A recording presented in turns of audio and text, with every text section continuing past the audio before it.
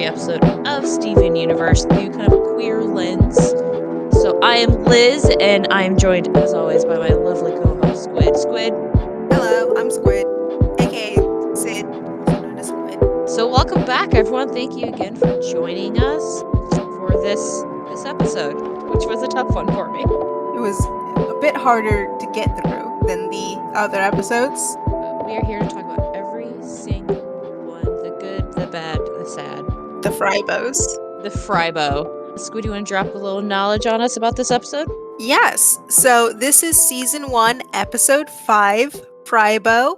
It was aired November 18th, 2013, and is actually episode 8 in production order. Despite being episode 5 in the overall run, it is episode 8 in production order. Written by Raven Melise, storyboarded by Paul Vieco, and then directed by Ki Young-bae, Jin Hee Park, Young Hwa-soon as the animation team, and then Kevin Dart for art and Ian Jones-Cordy supervising. This episode aired November 18th? Yeah, November 18th, 2013.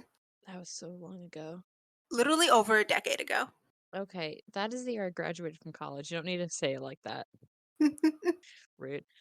I'm gonna give a little synopsis. This is the episode where Pearl is looking for a missing gem shard that gives life to clothes. Meanwhile, Steven, using said gem shard, is trying to help out his friend Petey Fryman to avoid working as his family's restaurant's mascot, Frybo. But naturally, as this usually happens, disaster strikes when a horrifying and possessed Frybo starts attacking the people of Beach City. So I found a fun fact that I wanted to share Yes, please. that I have not told Sid yet. Sid does not know about this fact while I was doing research, and I found this on the Steven Universe wiki. So hopefully you did not also read this. But so there is a group called Animated Atrocities, and they had a top 25 most disturbing cartoon episodes, and this was number 11 on it, Beautiful. which makes sense because Yeah. Frybo horrifies me. It's such a deeply weird episode. It just goes further than that. Like, I hate the look of Frybo with the dead eyes slash the veins. I hate the squishy fry legs. Biggest shout out for that episode to the sound engineers for making everything sound wet and dry at the same time. Same time, and I'm impressed and hate them so much for it. Exactly. They did an amazing job. I never want to hear it again. 100%. We both watched this episode a few times, and every single time I was like, I hate this sound so much. Frybo creeps me out too much. I'm going to see that in my nightmares. Oh yeah, totally. That is nightmare fuel. This is my new sleep paralysis demon, Frybo. Oh god. Don't say it like that, because now I'm gonna think of that. Exactly, it's hell. Oh, it's terrifying. All right, so let's just go ahead and jump into this episode of Steven Universe, yeah? Definitely. Okay, so we start off with, once again, as always, beautiful opening, no critiques, no notes, just gorgeous. Very beautiful. And we start with darkness, and then Steven slowly opens up a pile of clothes we kind of discover because you see there's a pair of underwear. I feel like this furthers our question that we had in Gym Glow of how does Steven do his laundry?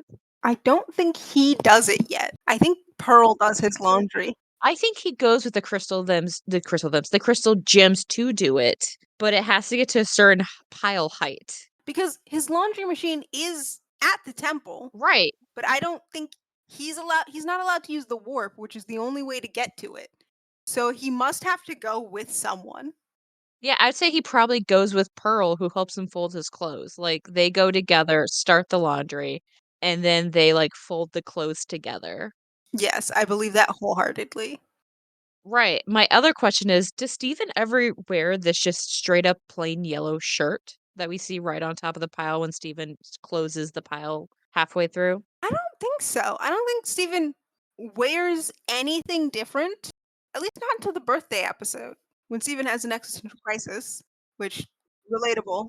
Yeah, like he will add things, which we'll see later in the episode. He adds on some stuff, but I don't think he ever changes his shirt outside of very often outside of the red star one that we all know Steven for. But he's obviously looking for something. Yeah. Also, the sweet boy needs to clean his room. He needs to clean it. I don't want to be that adult, but also you got to clean your room, kiddo. It's a mess. I mean, this is like the living room too. This isn't just his room. This is the living room. Oh, yeah, yeah, this is the communal space. You can't make that big of a mess in the communal areas. Not like that. You gotta put your stuff away. Maybe it's all sitting there because he's waiting for Pearl to take him to do laundry, which is why he needs to find his pants, Were you just walking around the house with no pants? which we'll find out here in a moment. Sweet, sweet boy. No pants in the house. That's fine. Just rocking out. Also, I love it's been a while since I watched Steven Universe again. I did rewatch Future. Forgot how much I love baby Steven when he's just so little. He's so I forgot his voice because he just has such I mean, because the actor who played Steven grew up with Steven, so you hear his voice actively change, which I think is so interesting and cool. But I was like, "Oh, Steven, you baby." He sounds such a baby. He's so little. I believe he's voiced by Jeremy Shada. Yes, he is. Yes. Cartoon Network loved him for a long time. I mean, how do you not? Such a great voice. Yes. So, as Steven's looking for something, we don't know it's his pants quite yet. Pearl comes running in with a bubble of shards in one hand and is like, "I had 8." And she's looking around. For those shards, I rewatched that scene a couple times so I could hear what she was saying in the background. Oh, I'm glad you did. I tried. Yeah, so I got that down. Those are drone shards, the same drones that Peridot uses later on in the series. Those drones that form balls, that's the shards of one. Oh! Yeah, and also apparently drone shards are gems and are partially sentient. Like they can think on their own, they act on their own, and the reason Pearl is looking for them is because the drones for a while, at least the original type of drones, rebelled against gems and no longer wanted to follow commands. Oh! Yeah, so that's why she's looking for it is because these are one of the original drones that had gained sentience, its own partial sentience, and doesn't want to follow commands, which I guess makes sense. So they were attached to armor, and that's why they started fighting back, which then harkens to later on Paradox drones, which are attached to limb enhancers that Peridot wears. They're using the same types of limb enhancers. So yeah, I guess Homeworld did not learn their lesson of just going, let's make the exact same kinds of drones, but don't give them sentience so that they can use armor without trying to kill us because they hate being ordered around.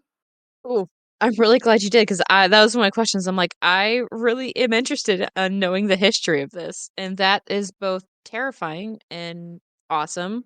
My brain went to bed knobs and broomsticked it I because you have the one spell that brings close. I've never seen that. Oh my gosh, squid. I've never seen Bedknobs and Broomsticks. I'm sorry. I have to add it to the list. You do, Angela Lane's okay, this isn't a Bed Knobs and Broomsticks podcast, which I could because I love that movie so much. I watched it all the time with my aunt. I mean, plus Angela Lansbury is RIP, a gift to this world. But that is neither here nor there.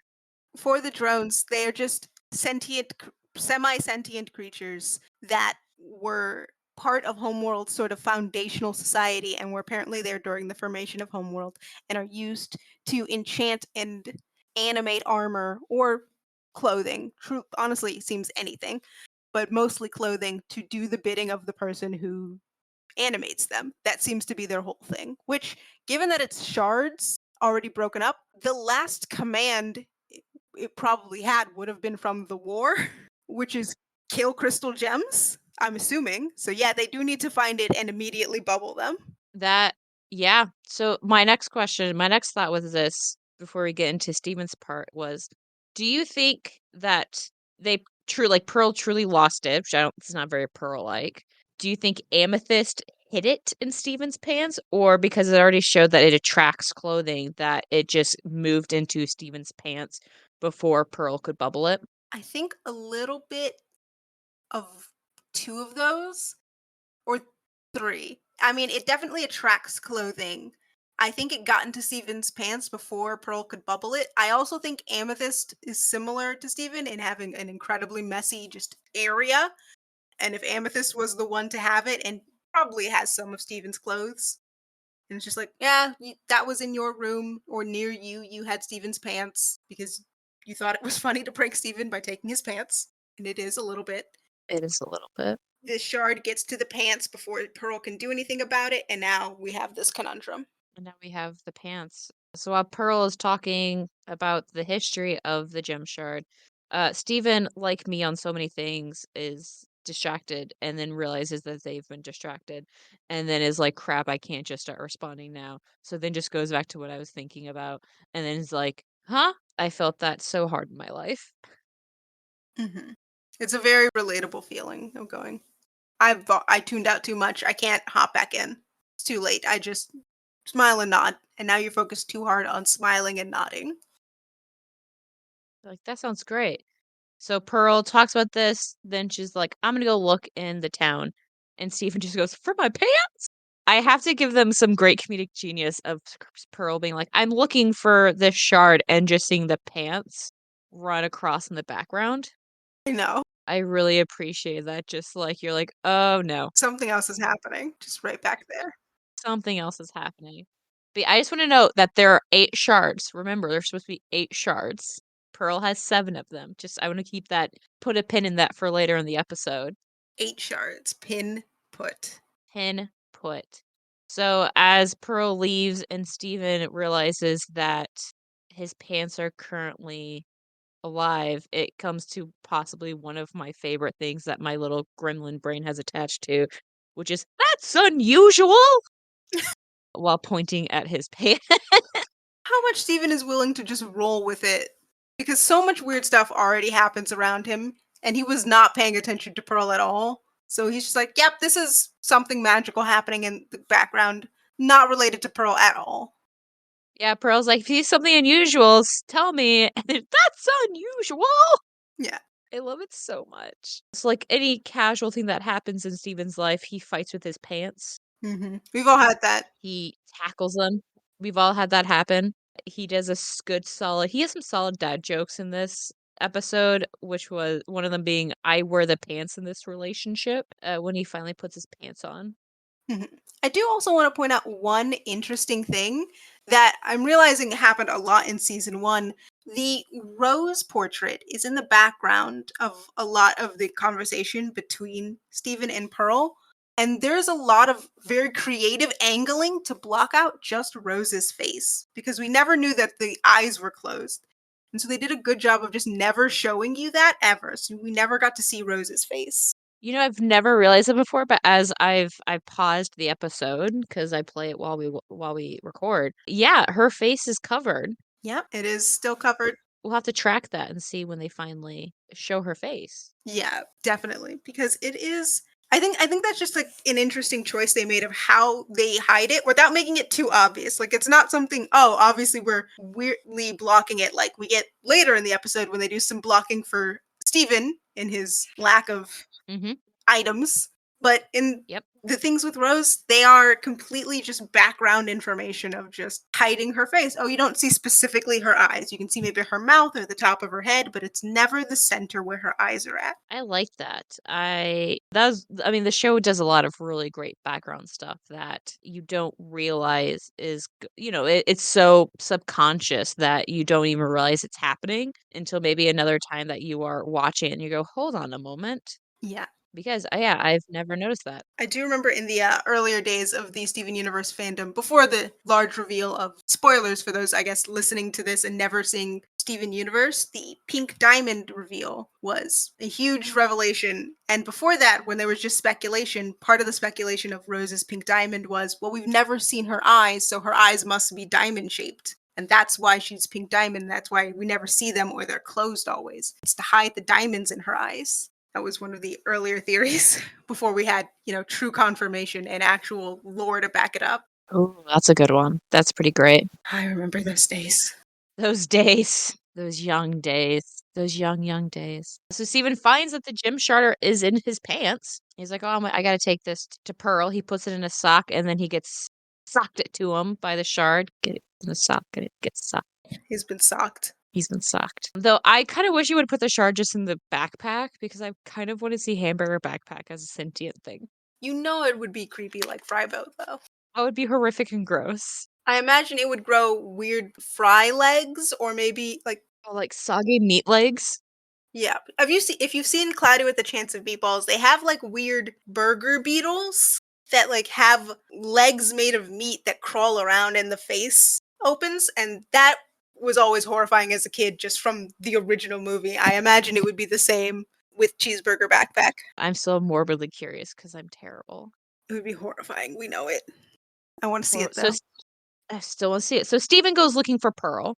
He's wearing the cutest little galoshes ever with little looks like ducks on them, It's so cute. and his hood up, a little sweatshirt on, and he's like, "Oh, she's looking for my pants. She's so great." And then we have introduction to Frybo. And the fact that Frybo's introduced, and also an introduction to Petey, who've never met Petey before. The fact that we're introduced to Frybo as Petey's just screaming out is appropriate, I feel like. It's very appropriate.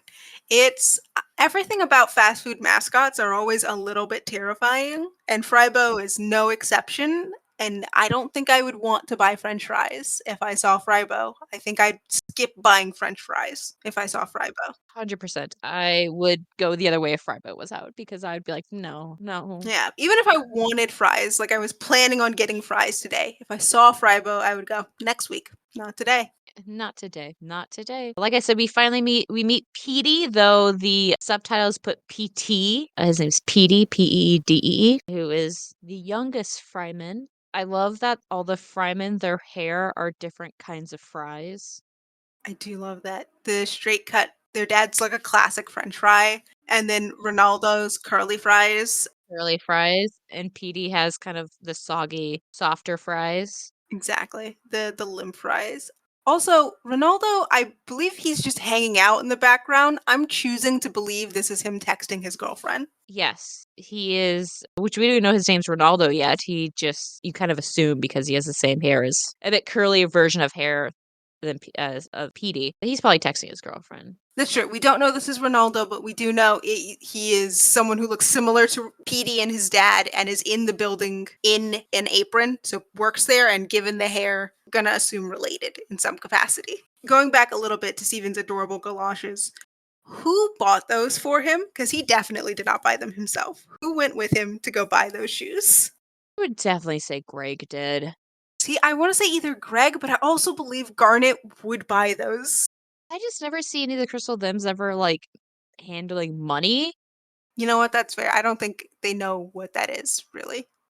Though it could have been that Greg, Garnet, and Steven all went together and Steven was really excited and Greg was like, "Yeah, let's do it." And Amethyst and or not Amethyst and Garnet in Garnet's fantastic way was just kind of like, "Do it." I know Garnet has a weakness for tiny, cute things, which is what Steven is and what those shoes are. So I would believe So it. chances are Garnet actually saw it first because I mean she knew that they're going to be there and just stood and pointed. Didn't even point, just stood in front of a window, staring blankly until someone was like, "What are you looking at?" Yeah, until Steven's like, It's exactly it. It's exactly what happened. either way, I'm very jealous of them and I love them so much. They're so cute.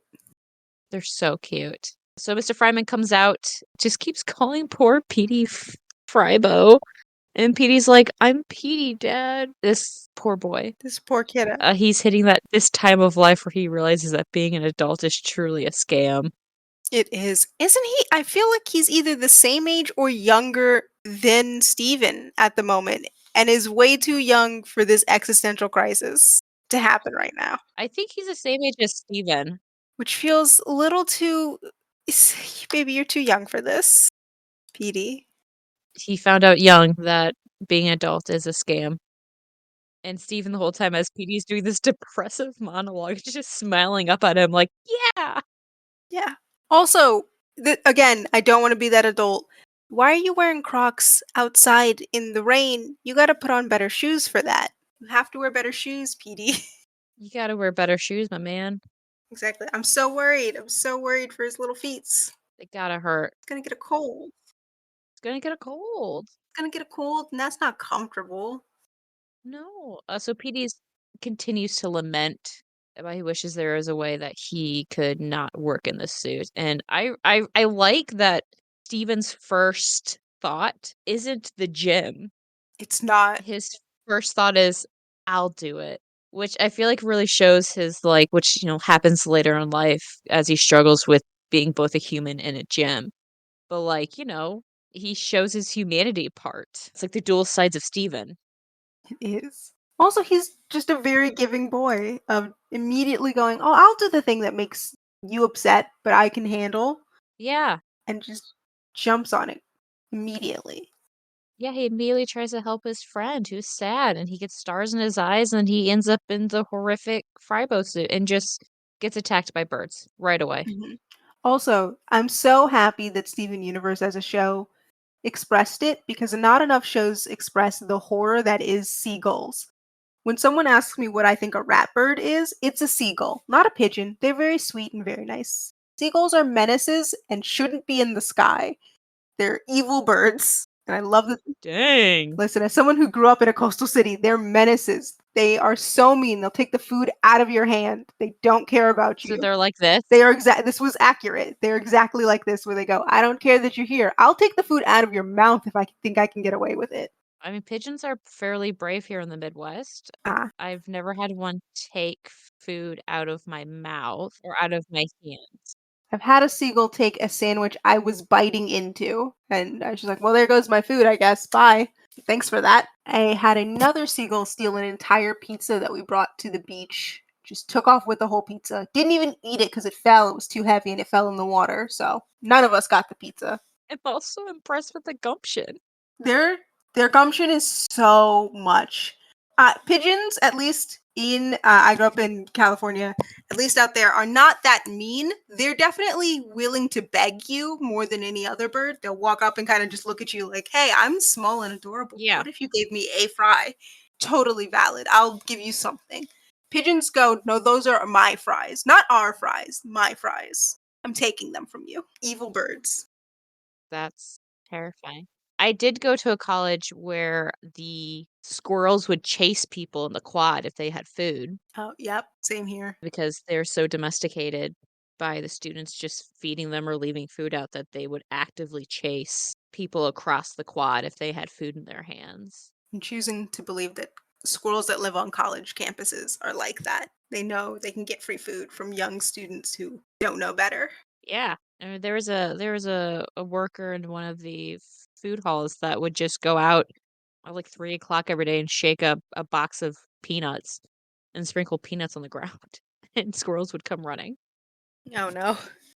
It was clockwork. It was both terrible because it's messing with wildlife and their eating habits, but also it was fascinating to see this woman with a box of peanuts swarmed by squirrels.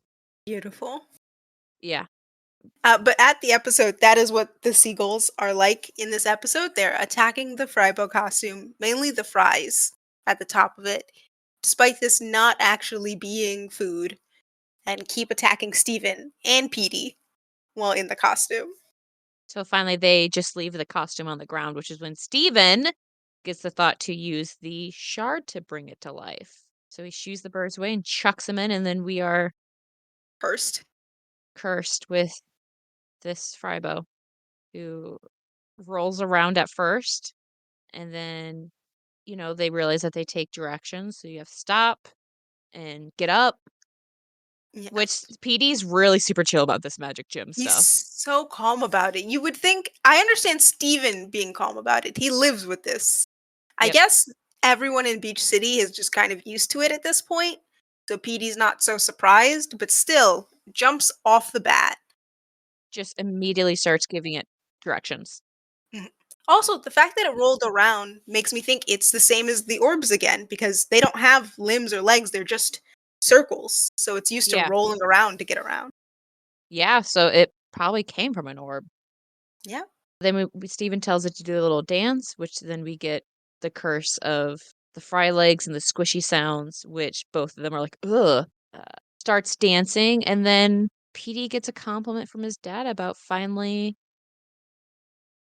being a willing player, which is sad I know. because I don't know if I don't have a child, but if there was a child with whom I cared about deeply being attacked by birds, I would hate that.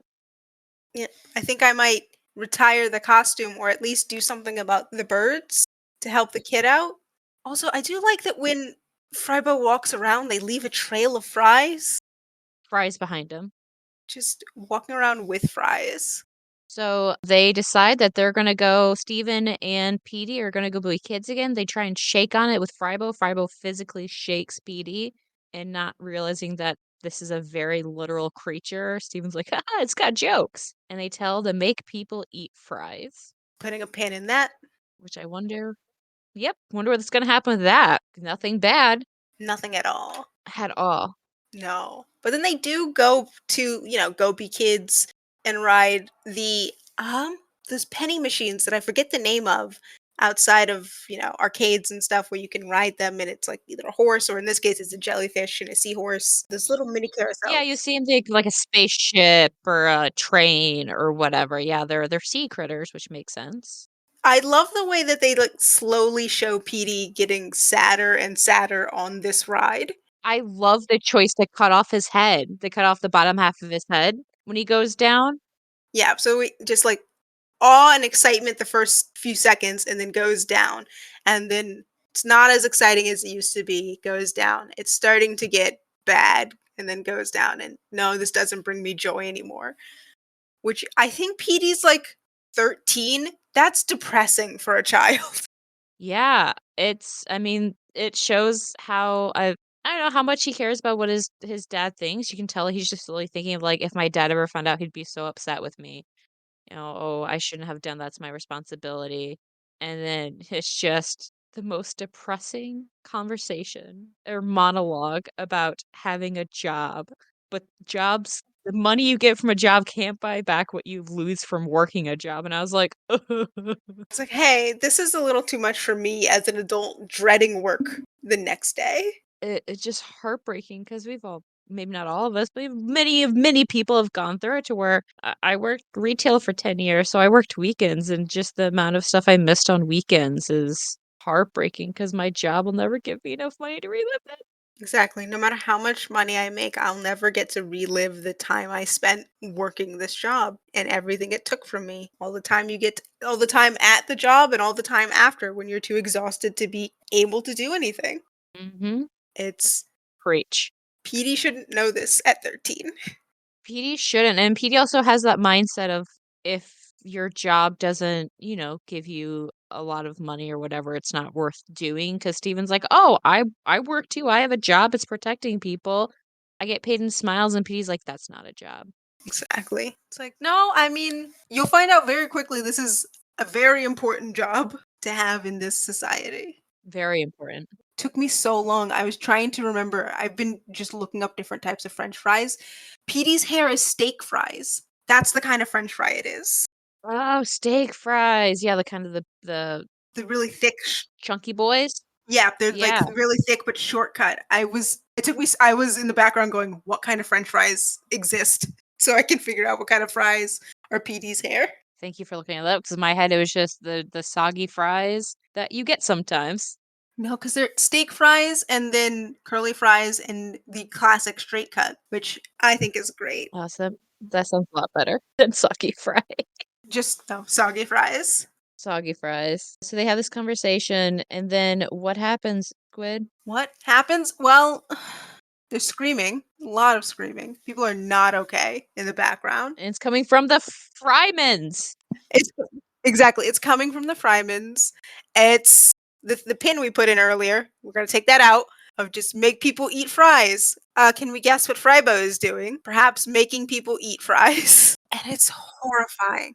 Making people eat fries. Horrifying. But we do finally see more people of Beach City. It's the first time we see Buck Dewey, Sour Cream, Kiki Pizza, and Jenny Pizza, other than we see them in the background of the opening sequence when the van goes through past the big donut. Mhm. But this time we actually see them. We don't know their names yet, but they exist in the world. Also, Buck's glasses are broken. His cool Buck's shades. glasses are broken. And then a window is broken. It is bad. Steven's like genuinely concerned. Also, again, Frybo and his weird face. Frybo We with see the Mr. veins. Smiley. Mr. It's Smiley makes we see Lars too. oh, that's right. I forgot. Lars gets thrown through a window. Also Yeah, admits to not liking French fries, which I don't think I know a person who doesn't like French fries in some capacity, so I lying. would not I would not like french fries if I'm having them shoved down my throat. You know what? That's fair. This is an experience that might make me hate French fries. Just absolutely terrible, but, the part that really is nightmare fuel for me is when Steven's like, "Frybo, stop," and then Frybo does the really slow turn, and you just see the dead eyes with the veins. Oh, absolutely not. I hate yeah, it's all of it's awful. And I the way that the fact that the eyes are not looking you dead on, but off to the side makes it a little bit weirder because you can tell it's supposed to be looking straight, but the eyes aren't pointed that way for the costume. So it's just creepy and like kind of like it's looking around. And also, what are the veins from? Because gems aren't organic. This thing can't be organic either. It's a costume, and we know it bleeds. We find that later on. So is it like ketchup and whatever the Well, blue is? Pearl did say that it turns things into monsters. Fair. So maybe the longer it's in there, maybe the longer the shard's in there, the more alive it becomes. I guess that And the makes shard is sense. just kind of like a heart now. Horrifying. Again. Horrifying. I'm not a fan of it at all. Don't like, yeah, it's ketchup. I don't know what a blue thing in fries would be, but I'm not here for it. I actually don't want to find out. I think it would hurt me to know. I truly don't want to know. Mr. Fryman comes in and starts saying things about how he always knew that PD was part of the Fryman, that he's valued and stuff, which is very, very touching until he's thrown through a window. It's very sweet and very touching. Also, I forgot that the earlier design for Buck looked so different. Like, the outfit is the same, but the facial design definitely changes later on in the season. Yeah, the face is different. Which is it might just be because there's no sunglasses and he's unconscious, but it's not great. Not that it's not great that he's unconscious. Also, just the whole episode. I'm still thinking about Frybo. Sorry, I'm thinking about the veins and the design, and it's just He terrifying. looks very different. Yeah, yeah, well, you just get when you see Buck and sour cream, it's also the shadow of Mr. Fryman and Frybo together, and it's done like an old horror movie It's where instead of showing the action, they do like the shadow of the action and people's reaction. I can't. This is gonna haunt me for the next couple of days. 100%. But PD wants to go and save his dad, and Steven tackles him and tells him his next big dad joke, which he'll mash your potatoes. I love it.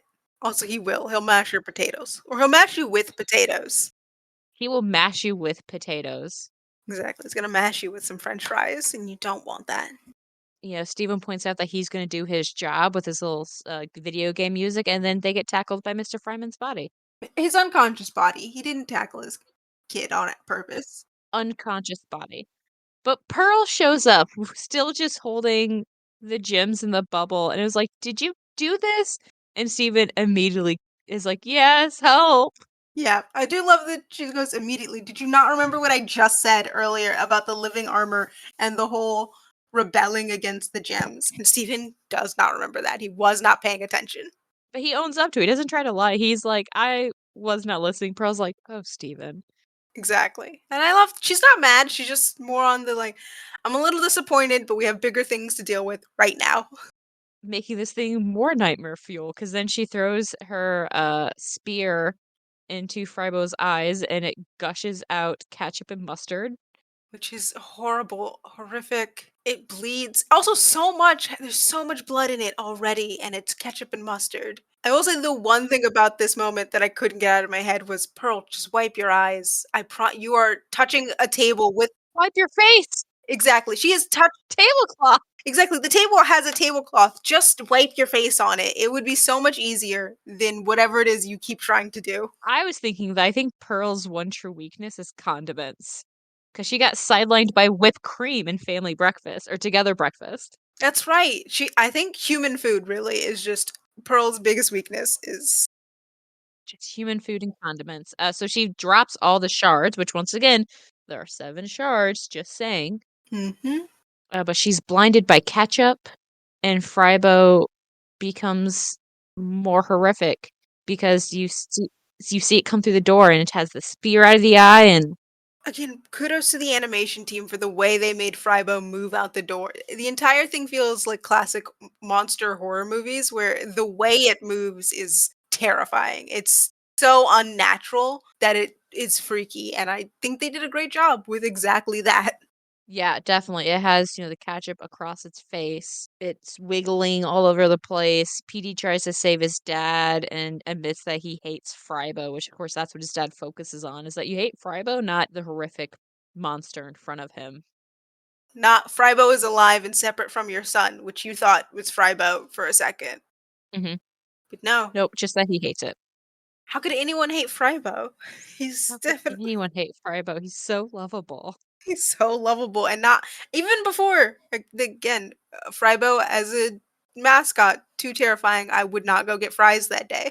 Yeah, I'm sorry for if any of our listeners are or listener Our one listener, thank you. the one person in the void that we scream at is a Frybo fan. I'm so sorry if this is Frybo slander for you, but I stand by this. Exactly. I won't back down. I will continue with my Frybo slander of saying terrifying, terrifying design. We need to go back for just a second because before we saw horrifying Frybo, Steven saw the shards and just went need and then runs off screen off camera.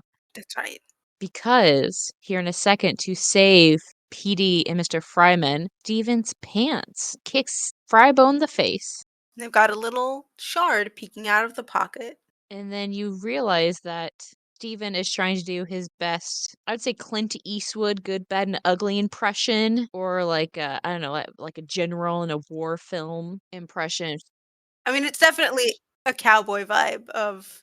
Yeah, I got the Clint Eastwood vibe. No, that's fair. I also want to point out we see Pearl again because Frybo, I mean not Frybo, Petey and Mr. Fryman yell out at Steven's pants and call it Steven, and Pearl's like, "Oh, where?" and has still not wiped her face. The ketchup is gone from the rest of her body that we saw earlier, but still on her face. So she Still on her face. figured out how to clean. She cleaned her arms somehow, but not her face.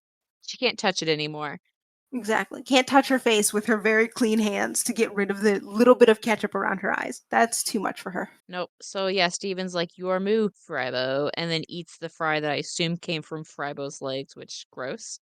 Don't eat those. They Stephen, they have to be dirty. They have to be dirty. So Steven sends out all his clothes, and this is where I want our count to be at, right? Ye- Oh yeah, how many? So the shards are in his pants, in his hoodie, in his shirt, both boots. So those are separate shards, boot one and boot two, because they would each need their own shard. You have sock one and sock two and Frybo. So that right there is 8 shards. There is another shard that will soon come in play. Yeah, that. Right. So all Do we get both boots or just one boot? we have both boots. They use both boots and both socks. Yeah, then how? And yet his underwear. And yet his underwear, because all of his clothes are beating the crud out of Frybo. Frybo is bleeding. I don't know if it's supposed to be mustard or cheese out of his mouth. Something. It's like a weird yellow green. Yeah, yellowish, whatever color. So they Steven kind of gets beat up and he's like, I don't want to do this, but leave me no choice. And his underwear go. Oh, And Steven is very casual about being completely naked on the boardwalk. exactly. Stephen, you can't do that. You're not allowed to do that. Just so so casual about it. Naked, he reaches in and rips out the heart of Frybo, who immediately loses sentience. Hmm. I just also want to point out that it looks like the gem shard started to regrow because when he put it in, it was smaller and more rounded, and when he pulls it out, it's actually like like it looks like a spike almost. I wonder if they reform when they're inside of something That's what I was thinking. so they can become a drone again. Yeah, they kind of like regenerate. That would make sense. We get another Pearl's like, Steve, are you okay? But as a classic joke of blinded characters, it's not Steven she's talking to. She's talking to Mr. Fryman. Mr. Fryman's like, yeah. Yeah. And Steven's like, I'm fine. As soon as I bared my butt, I knew he'd crack. Stephen. Which you're like, oh yeah, okay. All right, kiddo. All of Steven's clothes. The next scene that Steven's clothes, we get like a blackout, is carrying Frybo's body into a boat because Frybo gets a proper Viking funeral, and Mr. Fryman laments about how no one understood Frybo. And Pearl points out the obvious. Weren't people scared of him before he was possessed? Yeah, which definitely. That costume is horrifying. Yeah, Steven is still naked, by the way. Still naked, which, side note, we're back to 8 shards now because it's out of the Fry costume, but all of Steven's clothes are still animated, so now it's a normal 8 shard scenario. Yeah, now it works and makes sense. But I don't know, either one of the shoes or one of the socks must not be right. The show would never make any errors ever. That's impossible. So it Never. must have been an extra shard It somewhere. right. The socks just they're tied together. Yeah, exactly. Or Steven took one. Actually, I would believe that Steven took one and put it in his underwear. Oh, maybe. That could have been he took it from one of them that was sitting next to him. Yeah, because I think some of them did get kicked away or pushed away by Frybo. So he took one, and for understandable reasons, off screen, it was put into the underwear. Yeah, because we can't show that on TV for a PG. Because I think it wasn't all the other a lot of the episodes are PG. This one's like PGS or something like that. Let me double check. I believe this one is PG in the US and then PGS everywhere else. No, so this one is rated PGS instead of the usual PG. For most storyboards, they had it as PGS. I mostly assume A because Frybo's terrifying, and B because Steven spends the last like 3 minutes naked. That's fair. The other thing that concerns me is that Frybo went up in flames very quickly. Costume should not be that flammable. Should not be that flammable. If it was, the fact that Petey was in there, any open flame, if someone's casually smoking on the boardwalk and like flicks a cigarette still burning at Frybo or anything like that, that costume would immediately go up in flames. Also, I'm realizing for our non-US viewers, the PVPG and PGS are nearly the same. PG means parental guidance, and PGS is another term for PG-14, meaning parental guidance, but we recommend only for people who are over 14. I don't think we have international listeners, but I wanted to just say that. Dream big. I'm dreaming big. We're gonna dream big. There is one lone person in a country listening. Hello, foreign country friend. Hello. But yeah. So this is, I think, one of the few PG-14 or PGS episodes, but Steven is naked for a significant amount of time. Or the good last 3 or so minutes of this. Yeah. So Frybo's pushed out into the ocean By Steven's clothes, not by any of the people. by Steven's clothes. Nope, Steven's clothes are still working. No bad could come of this. PD asks if he was going to get another costume, and his dad's like, no, because I have a Fryman, which is very cute. Yeah, he's not also, I do love that the dad is the one who wants to give it a Viking funeral. Like, he clearly loves this costume, and Pearl is just kind of there and helping this happen and does not seem to care at all. No, Pearl just wants to gather these shards out of his clothes because, Steven's like, I did it. This was my job. I got smiles. And Pearl's just like, put your clothes on. Exactly. Which, again, correct adult behavior of you gotta wear your clothes, kiddo. You're just walking around naked at the beach. You have to put your clothes back on. You have to put your clothes back on. But that is it. That is Frybo the episode. We did it. We end, as always, on beautiful music and staring at the laundry room on the hand. Yes, it's just gorgeous background laundry room up on the hand. And that is it. Also, Petey has a sweet little hug with his dad, and they reconcile. And also, Petey doesn't have to put on another costume, which is the best thing for him right now. Petey does not have to put on another costume, which I think is the best for all of us now. Yes, that is the episode. And it is one of them to get through. I mean, I feel like Steven Universe, like a lot of shows, the first few of the first season, they're really trying to get their footing. And with a world like Steven Universe, I mean, there's so much just backstory going on that you can't just drop it all in one go. Because I mean, this show is made for young adults, kids. I don't want to say kids specifically because, like, I'm not a child, but I love this show and I watched it as an adult. Mhm. It definitely, I would say season 1 is probably they were aiming towards kids before realizing what the series could be. Exactly. I mean, they had to put a lot of just this like character building that you can't really put all in one episode. And they're so short that, you have to find ways to introduce everyone. Yeah, they're only about 12 minutes long, I want to say, so there's not a lot that you can really do. 100%. And I mean, even You wouldn't want to, because that's just a lot of even in adult shows, it's really hard, and you just get these, like, big lore-dropping episodes. It's overwhelming. Exactly. There's too much happening all at once. Yeah, so slowly getting introduced to everyone and all these characters, because there's a lot of characters in Steven Universe. A lot of these, like, side characters that are important. Very important.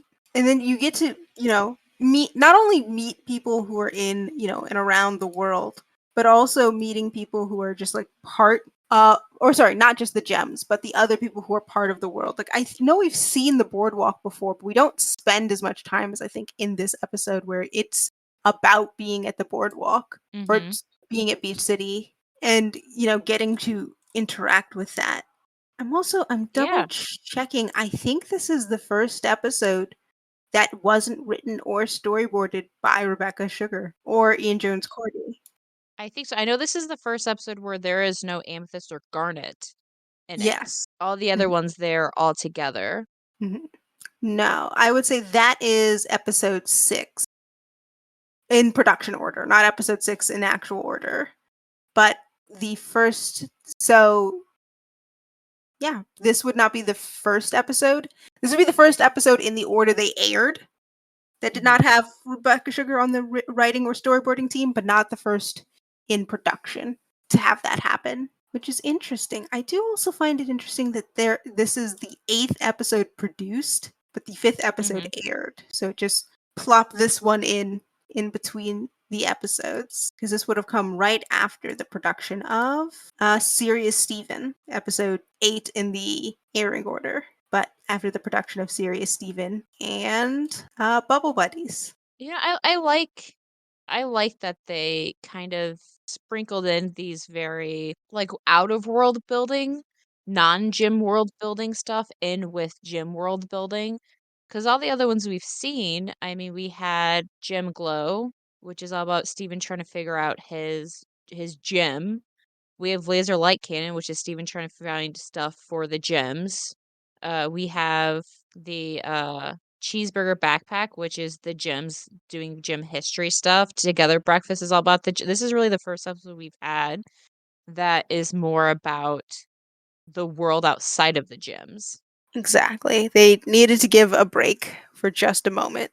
Yeah, even in the next one is Steven trying to figure out gym stuff. So slowly they'll start introducing the world outside of the crystal gems, which I like. I mean, I'm always excited seeing the world outside of the general plot. I always find it fascinating how everything, interacts because you have these otherworldly beings and how they kind of mix with this average beach town. How does has the town just completely changed because of their presence and just existence here? And they've definitely been here probably longer than anyone's been in the town Oh, they were here before the town even appeared. existed. Yeah, Mhm. but no, I 100%. love that. I also and I wrote it down in my notes. What are Garnet and Amethyst doing in the background of this episode? I imagine they're not looking for the shards as intensely as Pearl is. So are they just hanging out somewhere else while Pearl is dressing? Maybe they had their if this all came from one orb, maybe they had other sharps that they were in charge of? True. Or if they're from different orbs. I mean, I Yeah. we saw Peridot had multiple, so there may have been more than just one. Yes, maybe they had their own orbs that they were in charge of, but this one shard got, leached into Steven's pants, so Pearl was looking for that while the other 2 were taking care of their orbs. True. I do believe that would happen. Just wandering around. Or Amethyst is taking a nap and Garnet is being Garnet. That's it. I was like, or my second thought was Garnet is looking for the rest of the orbs, and Amethyst is sleeping somewhere. Yeah, 100%. Probably. That's what's happening. That's what I'm choosing to believe is what happens. I'm here for that. Yeah. But I But think no. that is gonna wrap up Yes, I think that's going to the wrap us episode. up. Yeah, thank you for joining us. Great episodes as always. I'm saying that about us because we're great, We're the best. so amazing. And then So just as humble. so humble. And As a last bit, reminder, you're one of us, Clods, and we couldn't be the Crystal Thems without you. Please check us out on our social media at Crystal Thems Pod on Twitter or X if you're like that. And you can always email us at crystalthemspodcast@gmail.com. That is our email address. The intro and outro music is The Fey Mild by Arcane Anthems. Please check out their Patreon for more music. We'll have that linked in the episode description. And everyone check out the art that Liz did for our logo. It's so cool. I love looking at it. So great. And with that, that's been our episode. Thank you all for joining us. Yeah, we'll catch you on the flip side.